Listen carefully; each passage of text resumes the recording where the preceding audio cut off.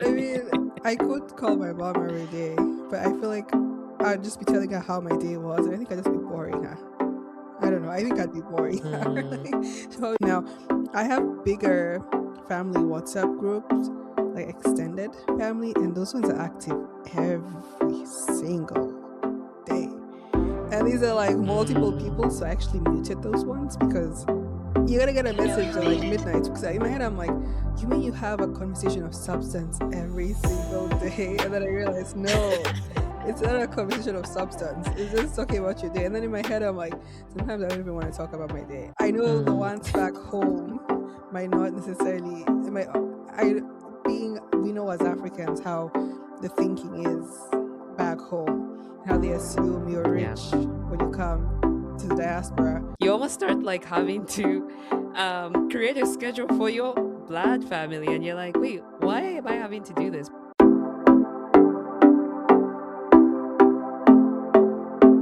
Welcome, everyone, to the Feminine Outliers, where we are about life and self discovery beyond borders.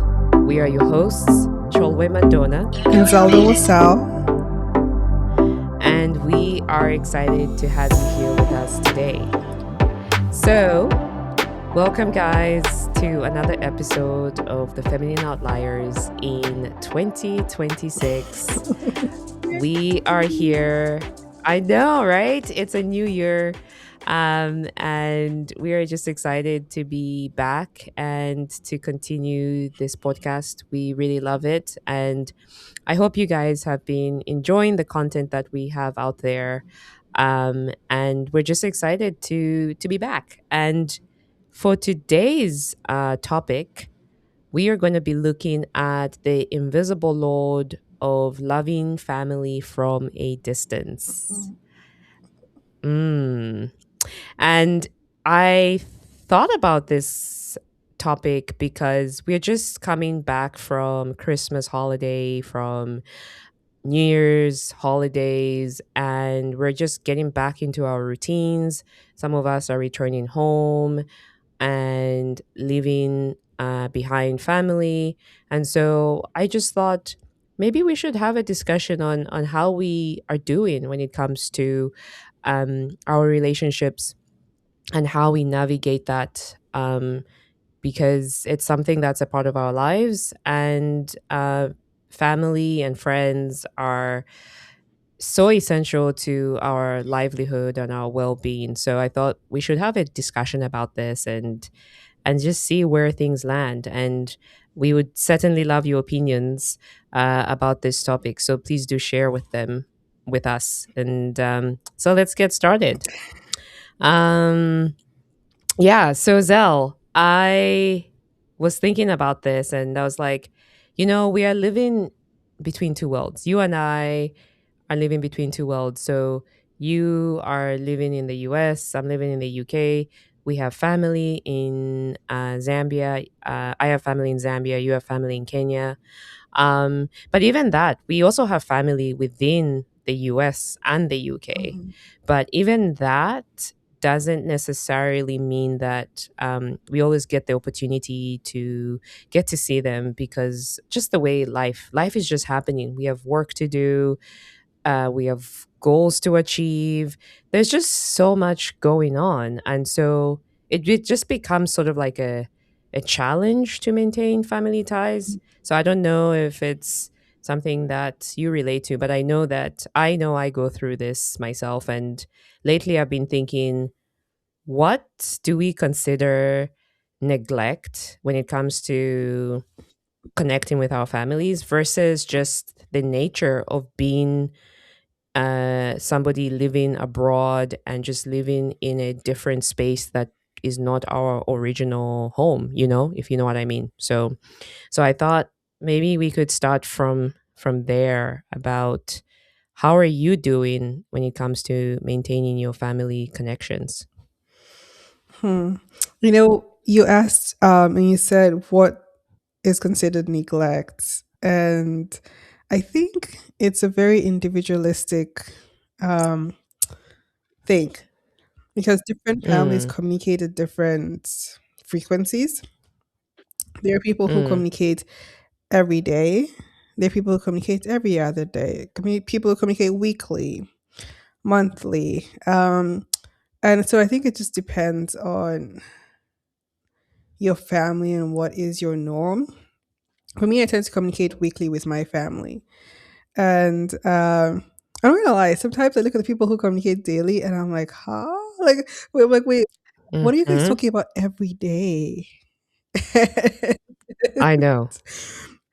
Like, what are you doing? Like, what's happening in the world? Like, nothing has shifted from from Monday to Tuesday. I mean, I could call my mom every day, but I feel like I'd just be telling her how my day was, and I think I'd just be boring her. I don't know. I think I'd be boring her. Mm, Like, she'll probably be like, another day in the hospital. And but I mean for us that's how we do it. Usually like around like weekly. Um and that's just been the norm for me. I always feel like I always feel like my mom has been very like, oh, she'll be okay, she'll be fine kind of vibe. Because like it mm, was like when it was time to come to college, she was like, "Oh yeah, time for you to go to college. You'll be okay." And like for me, this was me leaving Kenya, coming to the US, a whole new country. But I felt like my mom was very okay. And so I think in a weird way, because she was okay, it just my mind was like, "You'll mm. be fine." Because mom's not Yeah, panicking. But I know some moms are like, "Call me every day, do this, do that." No, my mom was like, "You'll be fine." yeah, yeah. That is similar with me as well. My parents just gave me this without really saying much that you've got this. Like you've got this. And so there wasn't a sense of worry. My mom does worry. Like the way my mom does it is that she'll check the flight number online. Like if I'm leaving Mm, home, she'll be tracking the flight all the way and be like, okay, it's landed here, then it's about to go here.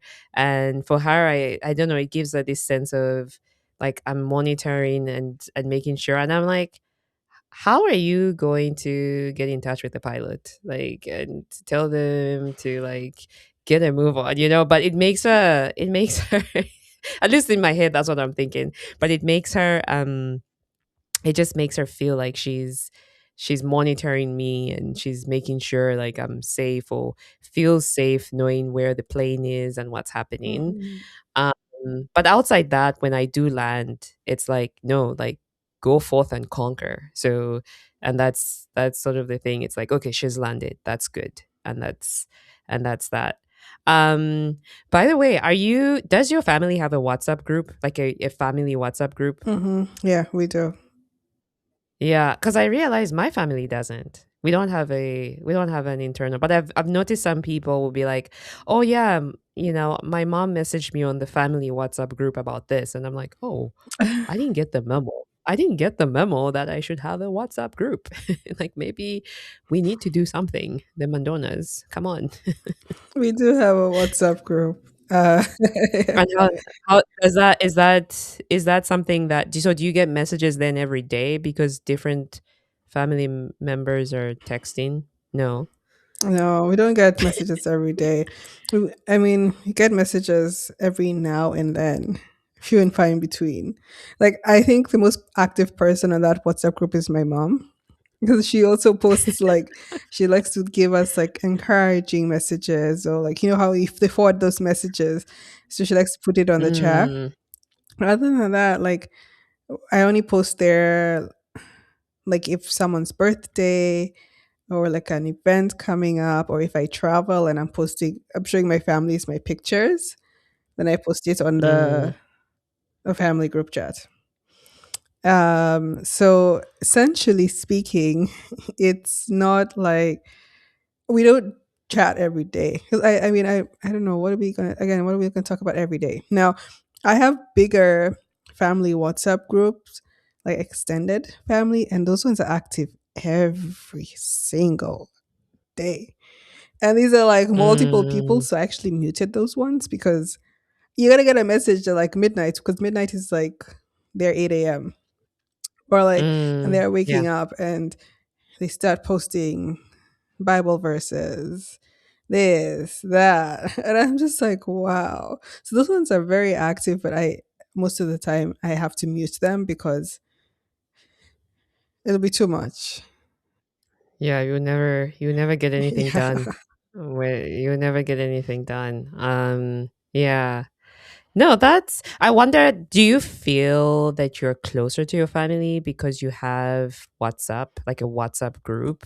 Or Hmm. it just feels like it's just like any group? Like, because I'm wondering if it adds an extra connection or feeling of connection because you guys have intentionally decided to put yourselves in one space. So, Oh, I don't know. Actually, I've never thought about it like that. I'm just like, oh, mm, we have a WhatsApp group and that's it. I yeah, haven't really thought about if it actually makes you feel closer or not. Because I think the funny thing is that I'll still message like my mom, I still message my dad, I still message my sister. So it's like either way or other, I'll still message you. So yeah, the group chat, yeah. I only I message don't. if it's something for everyone to go. Usually, if I'm messaging my parents, then it's a lot of times it's something the whole family can listen to. But sometimes it's just, but like, yeah, it's to me, it's just, I haven't thought about it like that. But I think Mm, it might be more, not beneficial, but more consequential when someone gets married and has an in law. And then now you're all mm, like the in law is part of the group. I think that's when it might be a mm, little bit more consequential, in my right. opinion. It's Because other than that, I'm still it's not. messaging people. So, Yeah, it's like now you've joined the club and it feels like, oh, I'm part of the family. mhm. I don't know because as an observer, I just think it's cute. I have this illusion that people who families that have a group chat are closer and like they're now sharing things with each other and it just is like everyone is involved, but maybe it's as you said, like it depends. It depends. So, and for me, I just feel like I will text the individual person in the family. If it's my dad, I'll text him. If it's my mom, I'll text her. My sister, I'll do the same. My brother. So it's like, yeah, it just never has occurred to me that okay, maybe we could just be on one group chat. But then it would be like we all have different personalities, so why would I text everybody? Because the way I talk to my dad and my mom and my sister and brother are totally different. I Mhm. just adapt to their personalities and just feel like this is what I'm going to be talking about when I talk to my dad and my Mhm. brother this and then my sister. So it's like so the group chat will not be chatting. Like it will not serve the function I mean, that it should. that's why like the bigger extended family ones are just a lot of, I don't know. I don't think there's a lot of substance there. It's just people posting different stuff and Mm, like, or maybe stuff they might think is important, but it's like it's just not a lot of substance. So I don't think yeah. when it comes to like the bigger family dynamics that it makes you feel necessarily closer. Now it does help when someone's having a birthday and all the extended family members say happy birthday. It's cute, and I think in that aspect it does foster community. But it doesn't mean you're. It doesn't automatically mean you're that closer. In some cases, Mm, yes, people are closer because depending on what you do with the group chat. yeah. But if it's not really one that you're actually having deeper conversations, building deeper bonds and stuff like that, it's just like something to facilitate, I don't know, a group chat. Then in that case, it's not really Mm, gonna make you feel closer to your family. But I do see where you come from because sometimes like it's like you see these people or you can see people who are like, I feel that way with people who are talk with their siblings and their parents every day. And mm, I sometimes I'm just like, wait, what am I missing out on? But then I'm like, mm, when I actually find out what some of these people talk about, I find that they just talk about their days, which I guess is good. yeah. Um, Yeah. they just talk about their days, and I'm just like, oh, because in my head I'm like, you mean you have a conversation of substance every single day? And then I realized, no, it's not a conversation of substance. It's just talking about your day. And then in my head I'm like, sometimes I don't even want to talk about my day. I mean, it's not that I don't like it, but it's like I come home and I just like switch off, and Yeah. I'm just like, Exactly. like let me, Ex- I don't know, watch anime or do Exactly. something. But I think that's a hallmark also of independence. Yes. Yes. Absolutely. I do feel like it is part of it because I'm like you. Like I don't like. I'm like I am in I'm happy with the way my day has gone. Like I'm inwardly happy and that's like somehow I like that's my joy and I'm good and I'm like I'm on to the next thing. So when I come home it's like I'm on to the next thing. Like I don't need like I guess a summary or a recap because like for me I've done it and it was great and I enjoyed it and then I want to do other things. I just want to do other things. I don't want to be like, oh my goodness, let me talk about it. However, if there is an issue that I had and it's still lingering and it's something that I need to deal with the next day, it will be something I want to converse with another human being about it and be like, this is how I'm feeling about it. But if it was a good day, to me, it's like on to the next thing. Let's like celebrate. Let me do something, as you were saying. So yeah, I don't want to necessarily talk about it per se. Because I think also when you said it's the hallmark of independence, the funny thing about independence is that you actually make decisions for yourself that you want to enjoy. And so when you do it, it's like, I already planned this. This was not somehow by mistake. Like I wanted to experience this, and so I'm experiencing it. Mhm. So, so sometimes I'm like, to me, sometimes I'm just so happy with the choice I've made that sometimes I don't even like need to tell my family that I did this because it was for me.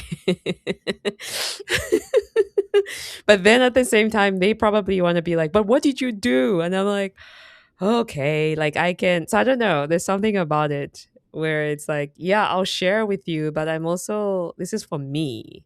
So it might feel like I'm being individualistic, but I'm also just enjoying my life, like in a way, like honestly. And that if I needed that community, which I do create community, but if I needed that level of like, let's recap my events, I will call you and I'll tell you about it and I'll be excited about it. So that's how I justify that. And I feel like even with my parents, they want me to be happy ultimately. So they also understand. Um, so I think as a result, even our communication is more of something of significance of like, oh, this is what's happening, or this is how my day went, this is how my week went, as opposed to the everyday. Because they know that I'm actually trying to do something where I'm trying to enjoy my life, and I've planned to do it. So yeah, that's the way I look at it. In a sense, I feel like because I don't think your mom expects you to talk to her every day, right? So No, I feel no. like I just feel like my family, they're also going on with their lives. You know, everyone's like out here doing their thing. So it's like, but we're always there for each other if we need to, like need be. Like that's an Exactly. understated. Like it doesn't have to be stated. Like something happens, I can always call them and always talk to them if I'm feeling down or anything like that. That's doesn't even have to Mhm. be stated. But in the meantime, everyone's doing their life, Mhm. doing whatever it is they want to do. So it's like we just move on. But again, that's why for me it's like wrapping my head around people who talk every day. I'm just because then also like just to say hi. Me in my head I'm like, why do you have to call just for a minute to say hi? Yeah. And then in Yeah. my head I'm just like, Yeah. I mean, huh? I mean, you can just message and say hi. I just check on you. How are you doing? And I'll be like, I'm okay. But like I Yeah. don't know, it just seems weird to me. I absolutely get it. The one thing that I don't know about yet is deciding on when it's worth visiting family if you're living abroad. Like, I don't know if you have like a formula or a method of like, this is worth going to visit family for, whether it's like birthday, Christmas, Easter, Mm. um, and even like with that, because I do know that at some point, despite the WhatsApp communication, the phone communication, at some point, I do know that it's worth it to go visit family, but I don't know where to center that visit and whether it should be centered around just like okay whatever day or and I know some people might do it like based on cost of like a plane ticket or transportation or something and like so I don't know if you have a way because I don't I actually don't. I'm just like sometimes I'm just like I feel like I need to go and see family, then I'll be like okay let me make a plan to do that, but not around a specific event. But I know some people may try to do that. I do you have your formula for when to go and see family? Look at me saying formula. I Um, should just be I don't like have any formula for any of that. I just go. But at least I try to see them at least once a year. Um, mm, at least. But usually hopefully more than once a year, in all honesty. And it's funny because now that my parents are moving back to Kenya, and I'm realizing when they're here in the US, I usually see them either once or twice a year, even though we're only just an mm, hour flight mm, away. Um, and I'm like, it's about to become so much more difficult because now they're going to be back in Kenya. But I think in cases like that, like it's definitely special events are always a good reason to go back. Special events depend on you. Like birthdays are not always considered special events in my opinion. But if you're hitting certain ages, yes, yeah. like that could be considered like Mhm. a special event, like a 70th birthday, things like that. Mhm. That's like a special canon event. So like if there's something like familial happening, like some event, it makes sense to go. For me, I'm going to be trying to be going to Kenya once a year, but I also can say that I'm privileged enough to be able to do that. Yeah, that's true. Because I know Yeah. there's a lot of people who cannot afford it. And so Mhm. I think in Yeah. a lot of people, I think they would honestly like to go as much as they can to visit their Mm. parents, but finances are the limiting factor. So Mm. in that case, it's just limited to how much can I afford and when can I go. So usually you're just left to like talk on the phone or FaceTime or something like that. Mm. Yeah. No, that is very true. The burden of like the finances and like yeah, trying to decide. And in fact there's something another thing that I've thought about is who is accountable or responsible to travel? Because I feel like sometimes it seems like maybe the person who's abroad, like if you're in the Western world, it's there's probably this expectation that you have more money and you have more yeah you have more money and you could travel as opposed to people on the other side. So there's this thing of like, okay, maybe you should travel. Because I've thought about this as well. Like, should my family come over to me or should I go to them? Like, or is there an unspoken expectation that I'm probably the one to come over? Or because of like, whether it's financial burdens or just like, yeah, you're the one, or I'm the one who left. Like the one who left is the one who needs to needs to come back and like Maybe. and hang out with the people. um so because like having to even if I don't know, like because sometimes it's something where it's where like by being in a different country you certainly have another opportunity to bring family members to visit to just experience what you're experiencing. um because I think maybe we also don't realize that, like, if I had a family member in Spain, it's a good opportunity to go to Spain. But I don't know if we actually look at that in that particular way, where Mm. it's like, there's opportunity to be like Zoe, you're on the east coast of the US. That's a great opportunity. If I've never been to the east coast of the US, I need to come and see you.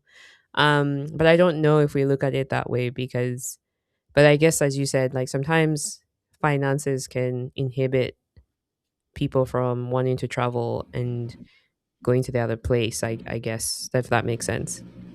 Yeah, but I think not everyone, thinks like that. Because you know how you're like, oh yes, oh if I have family member in Spain, I'm gonna go. But I do realize that, you know, as a traveler, someone who absolutely loves to travel, that's a no brainer to me. But I Mm, realize it's not the same for some people. Because like I'm like when I was living in New York, I had to like just beg my sister to come over and visit because she's thinking New York. She's like New York City. She's like, I don't like the big city. I don't like it at all. And in my head, I'm just like, okay, fine, you don't like it at all, but maybe just come and experience it once. I'm here. I'm living in New York City, and she didn't even want to come. So I realized mm, it also depends on what people's traveling mindsets are. Some people don't care to yeah, travel. Doesn't matter where you are. They don't care to travel. Maybe they're scared of traveling, scared of a new culture, scared of a new place. Maybe they're just not interested in it. They don't have that curiosity to go there. So that just depends on the person. As to who goes where, as to who travels, I think it all depends on who's the capable one. And the capable one can go both ways. It can be the one in the diaspora, it can be the one back home. I know the mm, ones back home might not necessarily might I being we know as Africans how the thinking is back home, how they assume you're yeah, rich when you come to the diaspora. mhm, And that's another whole other set of issues. But it's just whoever can yeah, afford it. But a lot of times tends to be the diaspora and going back because it's also yeah. easier legally wise, in all honesty, because That's fair. getting if you're talking about the Western world, getting visas to come over, yeah, it's hard. It's Mm, hard, and we all yeah, know it's hard. Particularly, we know if you're African, it's very hard. So it ends yeah, up being easier for the diasporan to go back because you don't have that extra level of trying to get a complicated visa that's gonna cost you, I don't know, yeah, years worth of life, and I don't know what would you never know how these things go. So I think that's why it ends up falling the diaspora more so. But also the diaspora probably just yeah. wants to go and have experience like a sense of home. Like they want to That's have that if true. a little familiarity. Usually it's like when people are coming Mm, over, it just takes a lot more. Like even if you're trying to get your mom to come over to babysit, it's mm, still a lot yeah, more like work and paperwork and all that stuff. So mm, yeah, unfortunately, I think that's what happens. But ideally, it should fall on the more capable person. But we could say a blanket statement, which is not true for everyone, obviously. But I think in general, people in diaspora tend to be able to afford a little bit more, or might have more opportunities to travel to visit yeah. To family travel, than yeah. vice versa. Right, right. That's true. The blockers are not as many, and I guess even just from a currency conversion, Mm-hmm. it just makes it seem like the people in the diaspora are, quote unquote, richer or have more money to be able to spend. Mm-hmm. Yeah, because it takes a lot more to, yeah, from the other side. That makes sense. Um, when you mentioned about bringing a mom over to babysit, I was like, that's part of the cost of.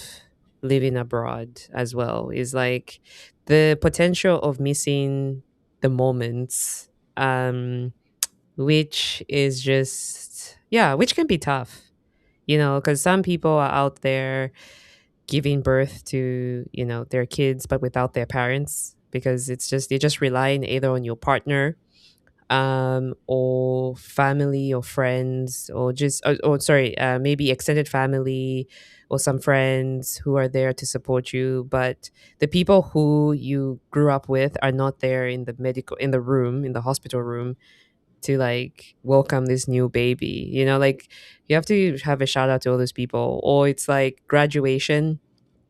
I know some people graduated without their family not being there. Mm. um and that's tough, because it's like, yeah, like they don't have their, I knew of somebody who couldn't like leave the country despite their parent, I think it was their dad, passing away, because of just like immigration stuff, and it wasn't like that easy to do. Mhm. So I always think of like these big moments, that happen in our lives, that we either have mentally decided that there's a potential that we will miss them, or like when it does happen, it's very sad in a way, and it's just something, it's the cost of living abroad. Mhm. And sometimes when people romanticize the idea of like living abroad, like you're gonna do these great things, which you get to do these great things, but at the same time, there are these moments that you can't even also plan for, and they happen, and you have to deal with that other side of it, and the only thing you have is a phone, and it's like where you're just like calling every day, being like, okay, is mom all right, like is dad all right, like you're just calling in, and the only access you have is a phone. And sometimes if you have like certain siblings, they won't give you all the information, they'll give you half the information, and then and you're having to like put the pieces together in your mind, and you're just there like, I can't do anything, I can't actually do anything. And that could be anything, like an illness, death, or whatever is going on in the family. Mhm. It just feels like you're helpless. um so those that's it just reminded me of like the other side, the dark side of loving your family afar. So it's tough. It can be tough. Yeah, because that's like, you're right. Like when you're living away, when certain things are happening, you have to rely on information from other loved ones around to know like what to do. You have to determine Mm, how are you supposed to act. Do I have to fly in? Do I have to do this, do that? It's much harder to navigate that because you're not physically there. Um, and then it's also mm, just, that's, as you said, part of the negative side. It's just the loneliness that can come with it, because some of the major milestones that you have in life and that family might have in life as well, you might miss them. You might not be able mm, to attend all of them. You might be able to attend some if you're lucky. They might be able to attend some if they're lucky, but like you miss a lot of major milestones, people's lives, major events, and all that. And that's like that is the opportunity cost, and it sucks because like the yeah, number of weddings I've missed, and I'm just like, ah, I would have had so much fun. I When you know. miss this like event, this birthday, this, or they're like, oh, we're doing this, we're doing that. And in your head, you're like, well, if I was back home, I would have gone and I would have had fun. I think for me, Hmm. the time when I notice it the most is Christmas. Oh yes, And it's yeah. mostly because I was working during Christmas time. Saving lives. I Okay. know, yeah, getting annoyed Uh, that why am I here? I mean, like, yeah. because Christmas to me is one of the holidays that I remember the most. It's funny, I don't remember much about Easter. Because Easter was just like you Mm, go to church. Easter is like you mm, always go to church and celebrate, um, Jesus dying on the cross and all that, and rising up. And yeah, that mm. was mostly like church stuff. But like Christmas was like family Family. holiday time. Because I used to remember, like, Yeah. we used to bake cookies, I go on vacation. And then now it's like, yeah, no work. Yeah, you have to, like, pay your bills and, your taxes and everything else that comes with the burden of being human and an adult. And Yes, then that is. people like Cholwe are like, oh yeah, I have Christmas off, I have New Year's off, I'm enjoying the Christmas markets in the UK. And I'm Yeah. like, normal people have time off. And then the rest of us are actually working. Out here. Yeah, no, I get that. I mean, to be honest, even for me, even if I'm off, Christmas time is a time that I remember because it's just a time when family used to get together. And it just hits you differently because even spending Christmas here in the UK or if it was the US, it's just different from having a Zambian Christmas because, first of all, the weather is off. It's not even the weather because it's hotter, it's warmer back home. And the food is a bit different. I'm used to having like a braai, like a barbecue. And so it's just the vibe. The vibe is just totally different. I mean, here we have Santa Claus, and I'm just like, some dude in a red suit is coming over down a chimney, and you're like, okay, no, we don't even have chimneys, back home. So, like, the whole story is just not my story growing up. So, it's Mm, something that you are just like something is different, but the obviously the spirit of it, family love and getting together, is still there, but it's not the one that I grew up with. So it just feels like there's a difference. mm, um so it's just it, so it also hits me. It also, and of course, like, part of the whole idea of having Christmas is just also resting from paying your bills and the taxes and all of those things. So it's just like, okay, I'm taking a break from home, which is good. But yeah, yeah. So um it it can be tough. It can be tough, really, honestly. mhm. I'm not gonna lie, this is one of the things about my profession that I don't like. It's just Mm, that, like, there's always a need for a doctor. There's always, like, our job doesn't stop because it's a holiday season. Our job keeps yeah. going. Um, Mm, that's the one thing, because like holiday season, particularly like end of the year, Christmas, New Year's, those are, to me, and that's my favorite um, holiday time. mm, I enjoyed the most. Obviously, it was warmer. We weren't dealing with snow. But it used to be yeah. fun because you're spending a lot of time with family, friends. There's so many events, cookouts, this, that, and now it's like crickets. I Because it's like you have know. to work half the time, and then the other half of the time it's like, okay, fine, I can maybe go. I can go spend time with family. But Mm, yeah, that's definitely opportunity yeah. costs for No.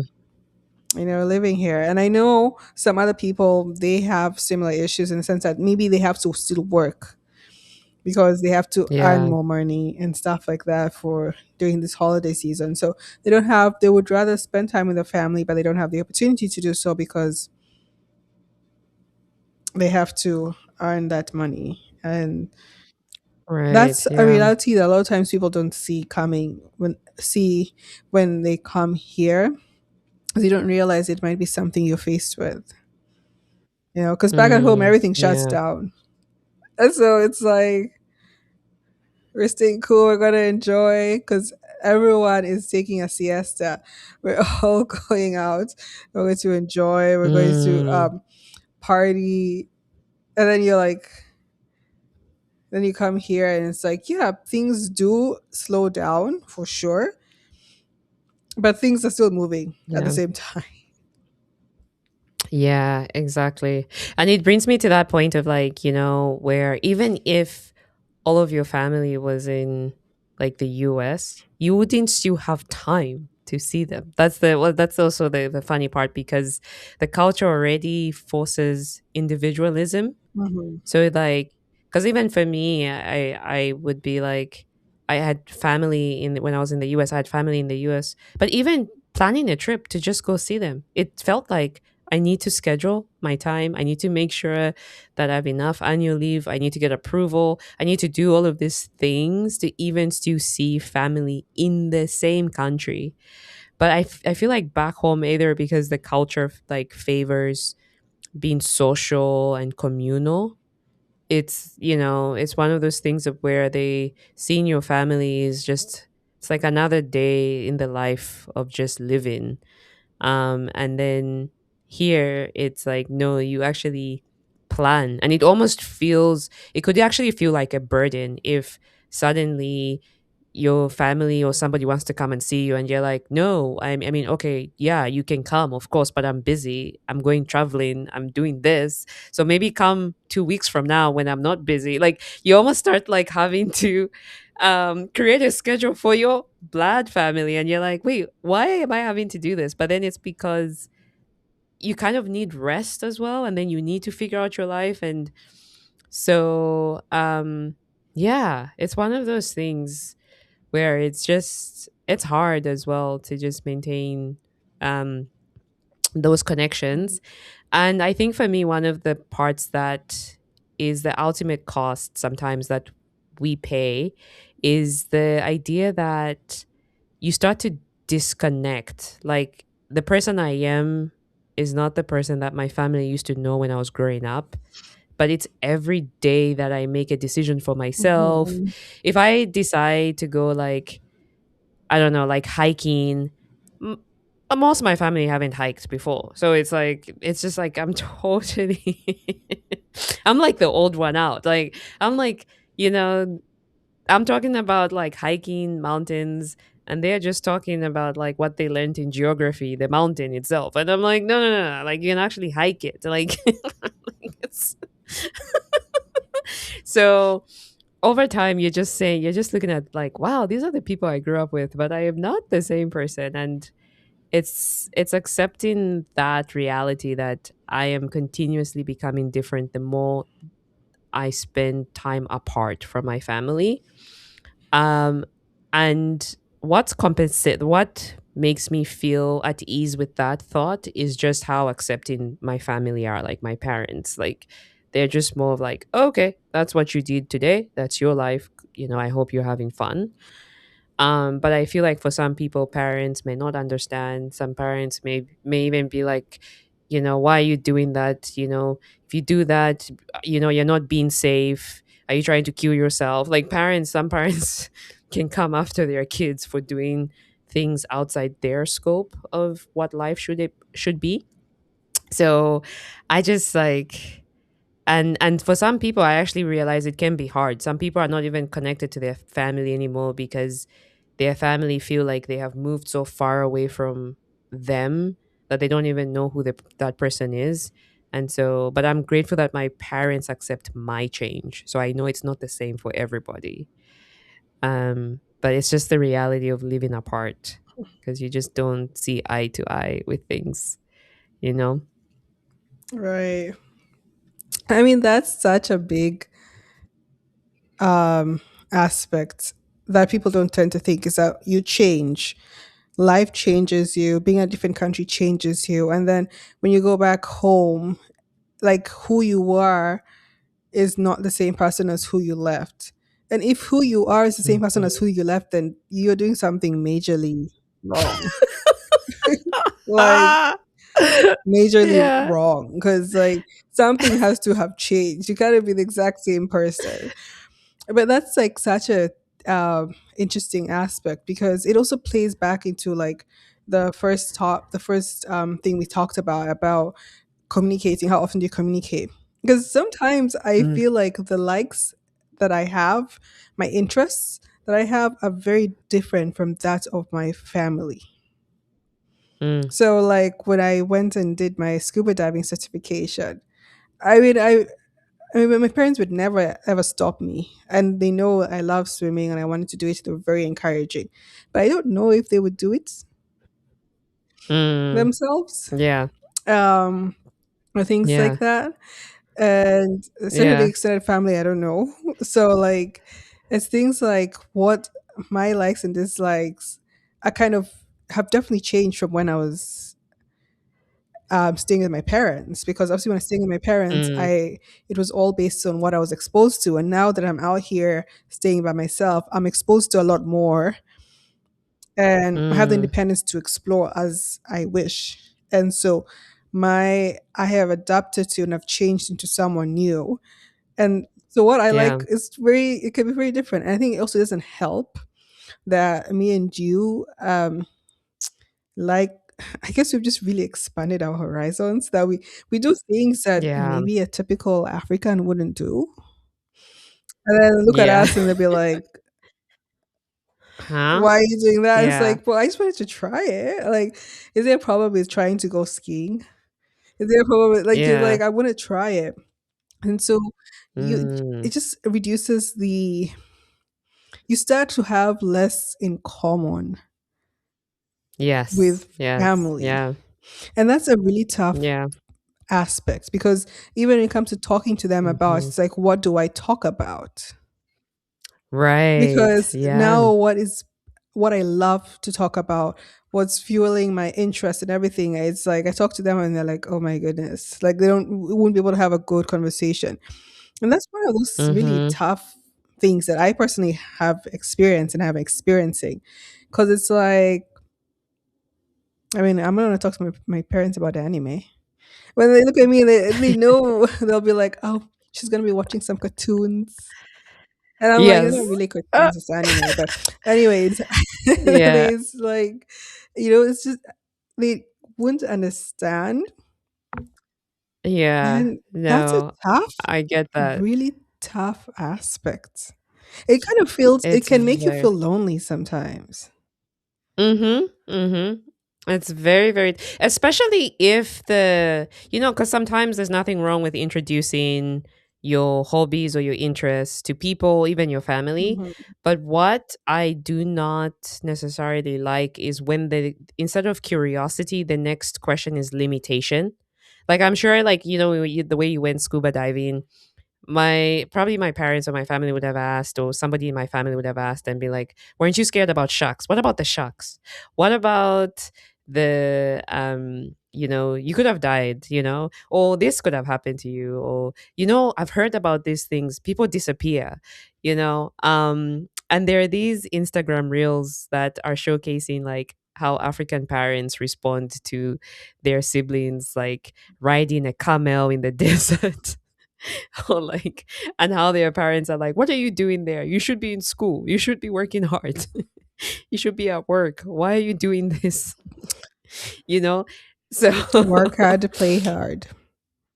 yeah, so it's like when instead of curiosity, there's limitation that seems to like come out Right. of And it's yeah. truthful limitation. Like they literally think from their standpoint, like, no, no, no, no, no.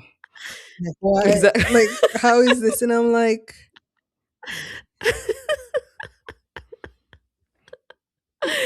No, exactly. Absolutely. And so then over time, you kind of feel like, should I even call them and tell them what I did? Because I'll either cause worry or anxiety instead of excitement, and like, so it's like it's almost like you start feeling like you have to create a new family of friends, of people who get you, and just sort of that. So then it's a cycle, because over time then maybe less communication, and you're like, you know what, I'll call you on your birthday.